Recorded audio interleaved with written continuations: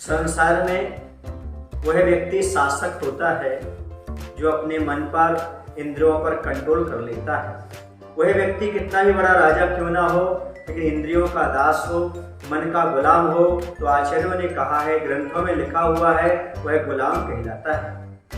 आपने सिकंदर का नाम सुना होगा, जो कि यूनान का शासक था। वह विश्व विजेता बनना चाह रहा था। उसके गुरु ने उसे कहा था कि जब यूनान वापस आओ तब एक भारत के योगी को लेकर के आना। उन योगी के माध्यम से हम जीवन को समझेंगे।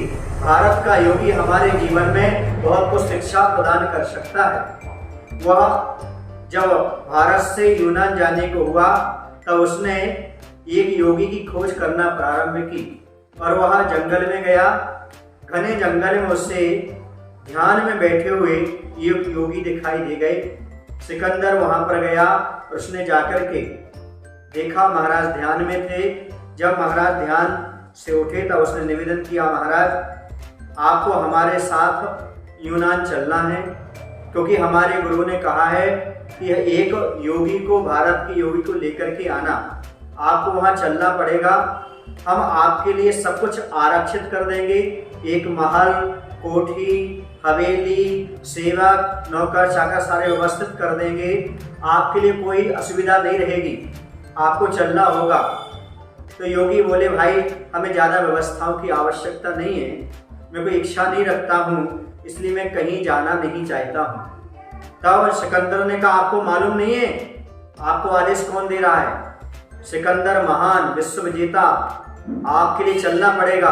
उन्होंने कहा, मैं नहीं जाने वाला, मैं स्वयं अपने आप में विजेता हूँ। उसने कहा, आपको पता नहीं मैं आपके शरीर के टुकड़े टुकड़े कर सकता हूँ, ध्यान रखना, आपके लिए तो चलना ही पड़ेगा और मैं सबको जीत चुका हूँ, आप किस खेत की मूली हैं।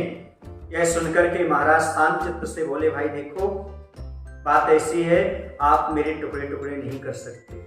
इसलिए नहीं कर सकते क्योंकि मैं आत्मा हूँ, शरीर नहीं हूँ। शरीर को तो मैं मात्र एक चोला समझता हूँ जिसे कभी भी उतारने के लिए तैयार हूँ। दूसरी बात है, तुमने कहा कि इस संसार में जो है ना, वह मैं राजा हूँ, तो याद रखो तुम तो मेरे गुलाम के गुलाम हो। इंद्रियों और मन मेरे गुलाम हैं और तुम इंद्रियों और मन के गुलाम हो, इससे तुम गुलामों के भी गुलाम हो। हकीकत तो ये बात है बंधु, जो मन का गुलाम हो जाता है, इच्छाओं का गुलाम हो जाता है, वह दुनिया में गुलामों का गुलाम हो जाता है। इस कहानी से शिक्षा मिलती है, महान वो नहीं होते जो कि दूसरों को जीतते हैं, महान तो वो होते हैं जो मन और इंद्रियों को जीतते हैं। राजा वो हुआ करते हैं जो देश को जीतते हैं, पर महाराजा वो होते जो अपने दिल को, अपने मन को जीता करते हैं। इसलिए बंधुओं को गुलामों के गुलाम कहलाते हैं, जो इंद्रिय और मन की गुलामी करते हैं। सही शासक, सही राजा, सही वीर वही होते हैं जो अपने मन और इंद्रियों को बस में रखते हैं। बोले महावीर भगवान की जय। आचार्य विद्यासागर जी महाराज।